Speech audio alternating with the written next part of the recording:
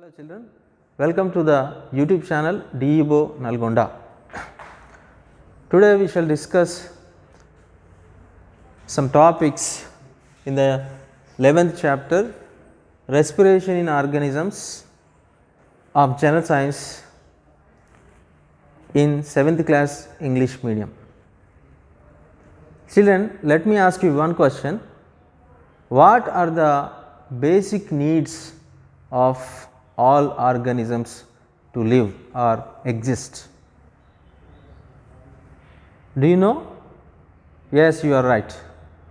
So, living organisms, they need food, they need water, and what other thing?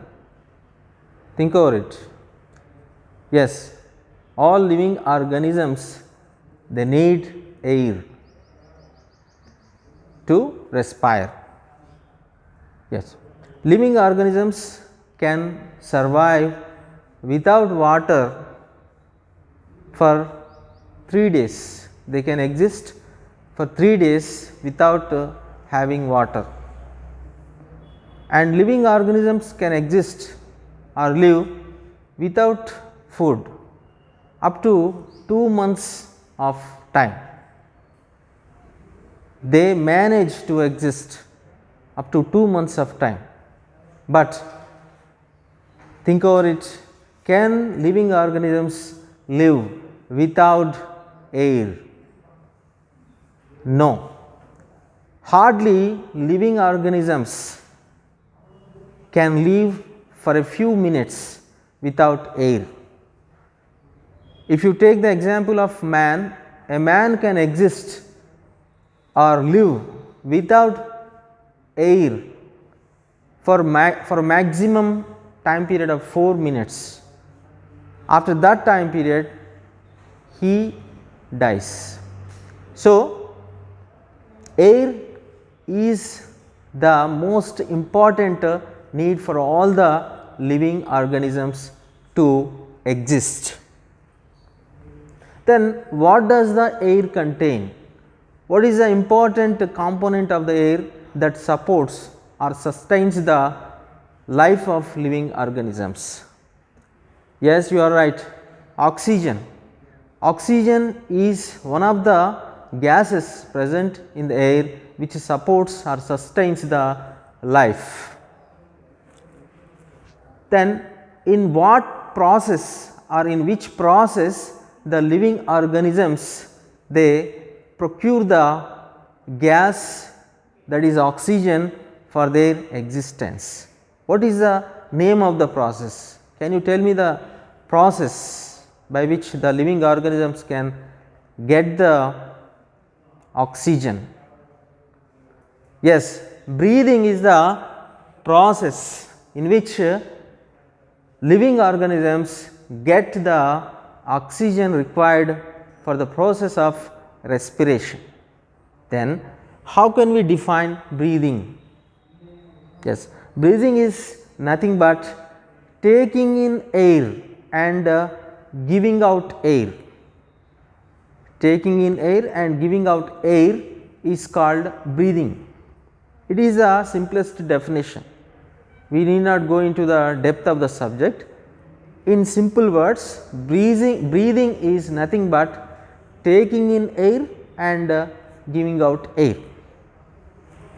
That is a simple definition of breathing. Then let us discuss the process of respiration that takes place in human beings. So, for the process of respiration, human beings have lungs. Lungs are the respiratory organs in human beings. And where are the lungs present in the human body? Lungs are present in the chest cavity, or simply lungs are present in the chest, and these lungs help in the process of respiration. How many lungs are present in human beings? Yes, 2 lungs are present. These lungs are present in the chest cavity, or simply they are present in the chest. These lungs help in the process of respiration in human beings and many living organisms. So, while we discuss the word or term respiration, we need to understand two more terms. They are inspiration and expiration.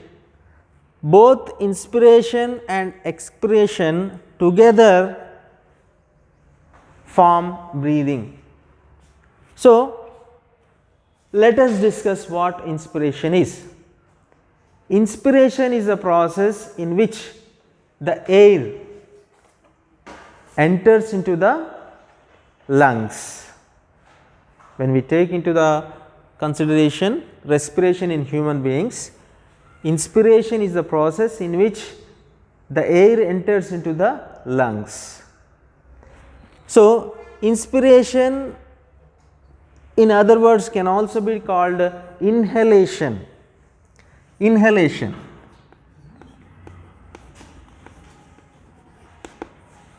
Inhalation and inspiration are both. They mean taking in the air into the lungs, that is called inspiration or inhalation. Then expiration takes place. After inspiration, expiration occurs. Then what is expiration? Expiration is the expelling of air or sending out of lungs. Sending out air from the lungs is called expiration or exhalation. It can also be called exhalation.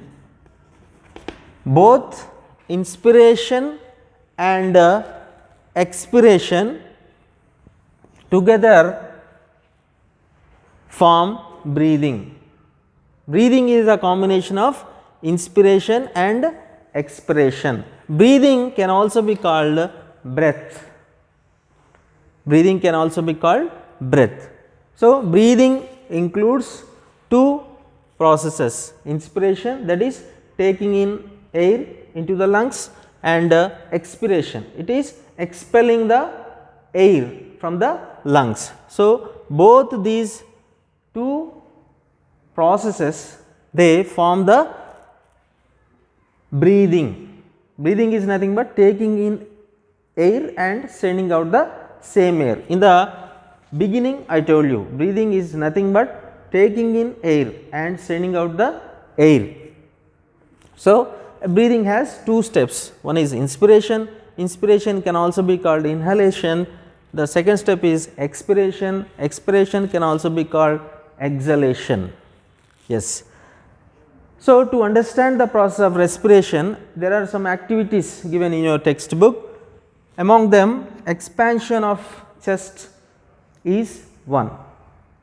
So, if you keenly observe the chest region of yourself or your friend, you can clearly see the movements in the chest region. When inspiration takes place or when inhalation takes place, the chest slightly expands, means increases in size. Why does it happen? It happens because air enters into the lungs and the lungs expand, because of which the chest region also expands.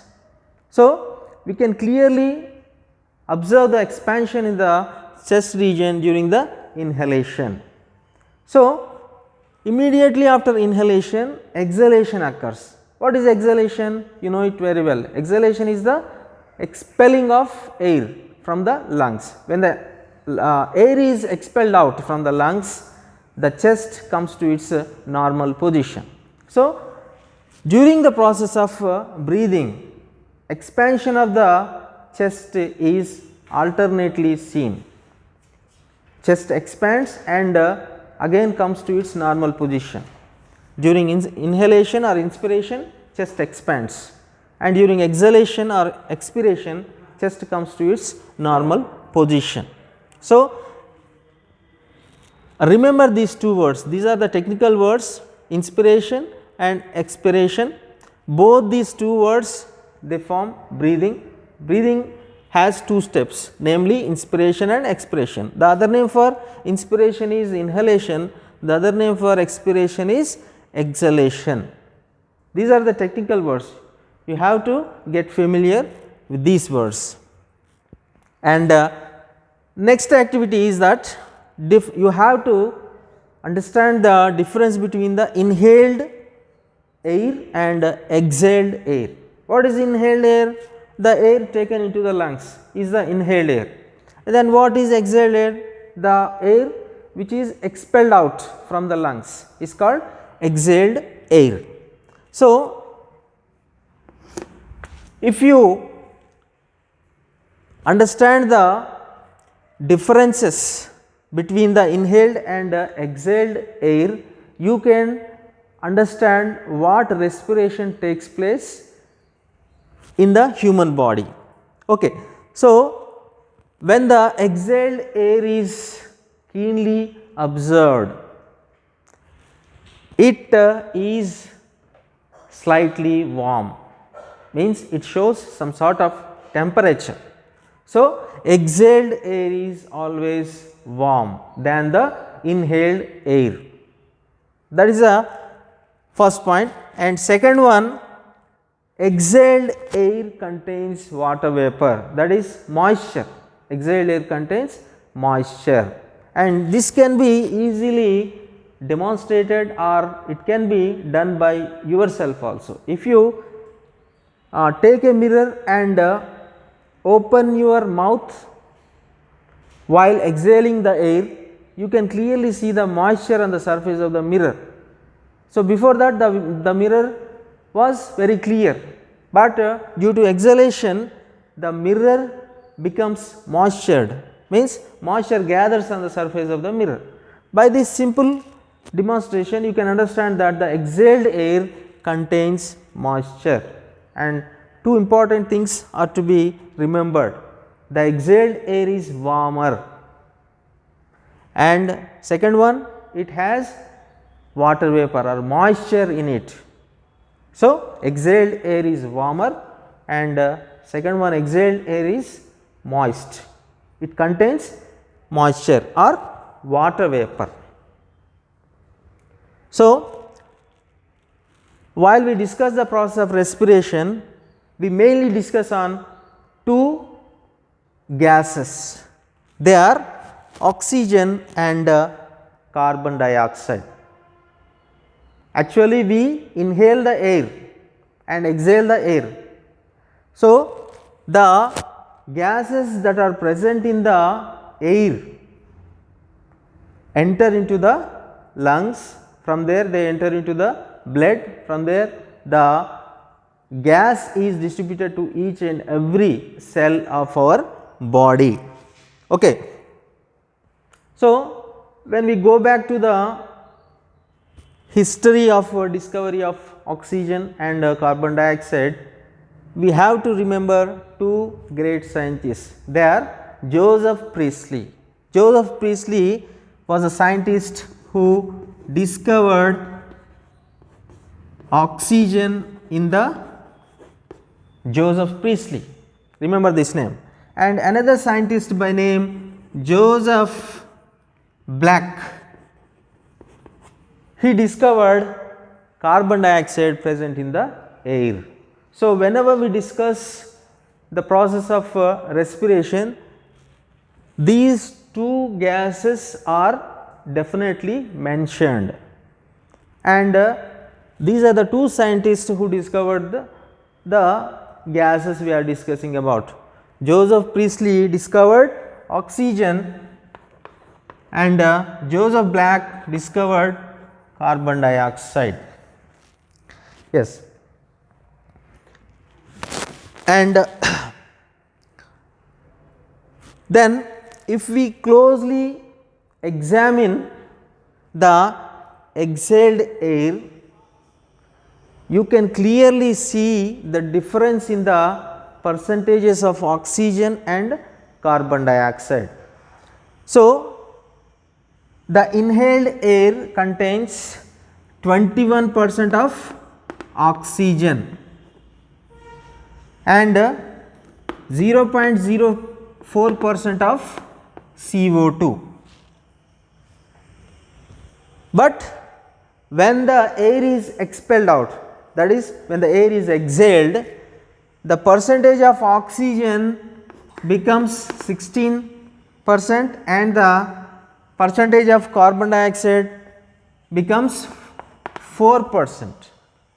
Here you can clearly understand the percentage of oxygen has decreased by 5% and the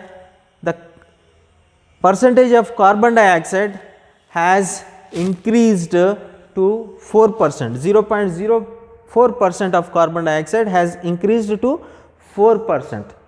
So, you can clearly understand the oxygen level is reduced and the carbon dioxide level is increased, means during respiration our body takes oxygen from the air and during respiration our body releases carbon dioxide into the air. That is why you can clearly see the increase in the percentage of carbon dioxide. It increases to 4% from 0.04%. And another important major gas present in the air is nitrogen. Its percentage is around 78 or 79%. So, there is no change in the percentage of nitrogen in the air. The percentage of nitrogen is 78% in the inhaled air and the percentage of nitrogen in the exhaled air is also 78%, means our body has nothing to do with the nitrogen gas. Okay. And air contains many more inert gases, some dust particles also. So, all living organisms require oxygen. Without oxygen, living organisms cannot live or exist. And carbon dioxide is formed in the during the respiration and it should be expelled out, it should be sent out. So, that is clearly understood here. 0.04% of carbon dioxide present in the air has increased to 4% in the exhaled air. Okay.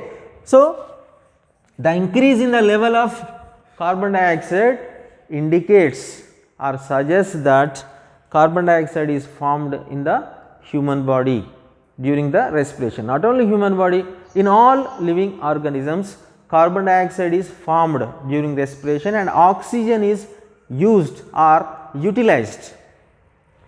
Yes. So, children, let us discuss the process of respiration in other organisms or in other living things. So, let us discuss about breathing in fish, and you are very familiar with fish. They live in water, and if you closely observe a fish continuously opens and closes its mouth, and while it opens and closes its mouth, the water, as fish is a water animal, aquatic animal, it continuously takes in the water and pushes the water out through gills. So, gills are the respiratory organs in fishes. Okay. So, these gills are covered by a plate like structure. Okay. So, when fish opens the mouth, water enters into the body, and when the fish closes its mouth, water is pushed out over the gills. So, gills are the respiratory organs. So, the gills absorb the oxygen present in the air, water, because fish is a aquatic animal, it lives in the water. So, it has to take oxygen from the water, not from the air, because it lives in the water. So, when fish takes in the water, the oxygen present in the water is absorbed by the gills. At the same time, the carbon dioxide formed in the body of fish is released into the water and expelled out. Okay. So, remember, in fish the breathing organs are gills. Fishes respire by gills. And next, breathing in frog. Frog is also a very familiar animal to you and all of us. So, fish is a peculiar animal because it can respire by lungs and also by skin. Okay. So, a frog respires or performs the process of respiration by lungs when it is on the land. And frogs, when the conditions are not suitable to live, they go to deep sleep. They go to deep sleep. So, for months together they are in a condition of deep sleep. They will not eat anything, they will not move, they will not come out, and during that condition, that is deep sleep period, frogs respire through skin. Frogs respire through skin. And the frogs, when they are in the larva form, during the early days of frog's life, they are in the larval form. The larva of a frog is called tadpole. So, tadpole larvae respire by gills, just like fishes. Tadpole larvae of frogs respire by gills. So, that is why I said frog is a peculiar animal with respect to respiration. Frog can respire by lungs, frog can respire by skin, frog in its larval form can respire by gills. That is a speciality of frog with regard to respiration. Next, breathing in cockroach. Cockroach is an insect, you know very well. In cockroach, spiracles are present. Spiracles are the small holes or apertures present on the sides of the cockroach. On either side of the cockroach, many spiracles are present. They are the small holes through which air enters into the cockroach. Okay. From the spiracles, the air enters into the trachea. Trachea are the tubes present throughout the body of the cockroach. As soon as the air enters into the spiracles, it goes into the trachea. The trachea is spread all over the body of cockroach, and the air directly goes to the different parts of the cockroach. So, in cockroach the respiration is called tracheal respiration. Then what are the respiratory organs? Trachea. Trachea are the tubes present in the body of cockroach. So, the respiration in cockroach is called tracheal respiration. So, remember these two words, learn these two words, spiracles and trachea. Spiracles are the minute pores present on either side of the cockroach, and trachea are the tubes or air tubes through which the air enters into the body of the cockroach. And breathing in earthworm. You know, earthworm is also familiar to you, you are aware of earthworm. Earthworm respires by means of skin. Earthworm respires by means of skin. For the process of respiration to occur, the skin of the earthworm should always be moist. It should be kept moist. If the skin of the earthworm dries up, it immediately dies. So, the moist skin of earthworm helps in the process of respiration. So, what is the respiratory organ of earthworms? Yes, skin is the respiratory organ in earthworms. Then the name of the topic or the chapter is respiration in organisms. So, what are organisms? Organisms are both animals and plants. Animals and plants are together called organisms. So far we have discussed the respiration in different animals including man. So, the animal part of organisms is over. Then what is the left out one? Plants are the other component of organisms. Plants are also called organisms because they have life, they are living things. Yes, plants do not have any respiratory organs just like the animals. In man, lungs are the respiratory organs. In fish, gills are the respiratory organs. In frog, lungs, skin and gills are the respiratory organs. In cockroach, trachea are the respiratory organs. In earthworm, skin is the respiratory organ. Then what about the plants? Do the plants have any respiratory organs for the respiration to be carried out? No, plants do not have any respiratory organs.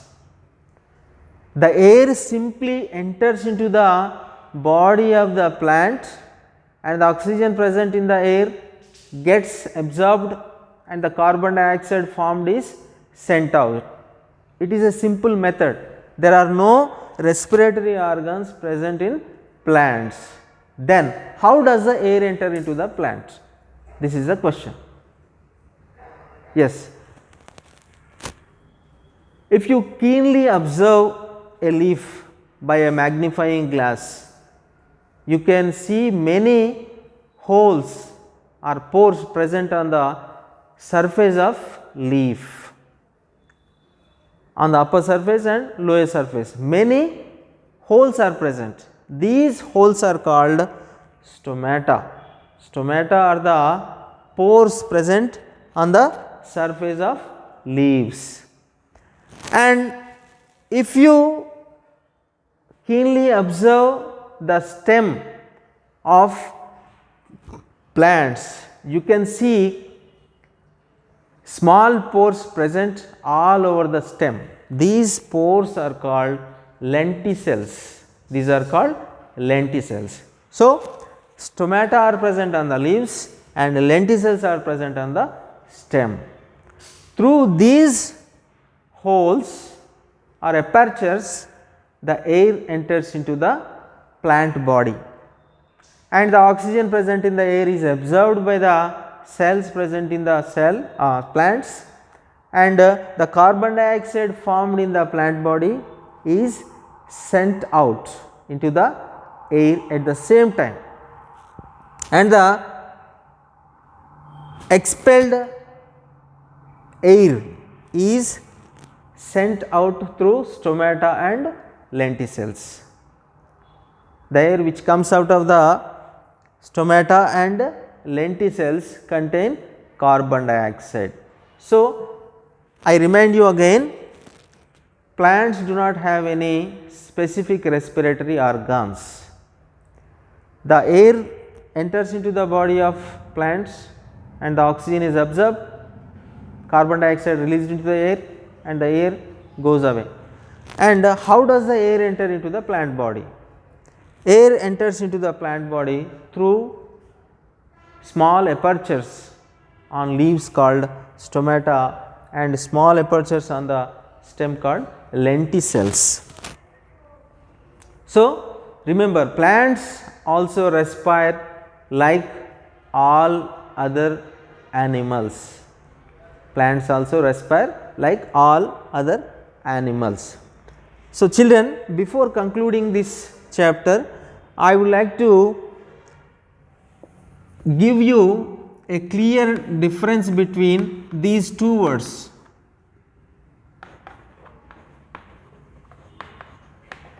Yes, this word is it is pronounced breath, not breathe, breath. This is indeed breathe, breathe. So, what is breath? Breath is nothing but breathing. Breath is nothing but breathing, and breathe is the verb. Breath is the noun, breathe is the verb, means to take air and to give out air is the breathe. So, it includes two methods, okay, taking in air and giving out air. So, breathe contains two steps. One is that is inhalation, that is to inhale air and to exhale air. Simply inhale is also called to take, exhale is simply called to give. So, to remember the difference between breath and breathe, just remember the last letter E. In breathe you have E, in inhale you have E, in exhale you have E, in take you have E, and in give you have E. So, breathe is a verb. Breathe means it responds inhale, and it is also called exhale, means inhalation and exhalation is called breathing, breathe. Okay. So, try to remember the differences between two words, breath and breathe. Breathe is a verb. Breathe means inhale or exhale. Inhale means to take in, exhale give. So, in all these 5 words the last letter is E. If you remember this logic, you can clearly differentiate between breath and breathe words. Children, hope you understood this chapter well. If you have any doubts, do approach your subject teacher and get your doubts clarified.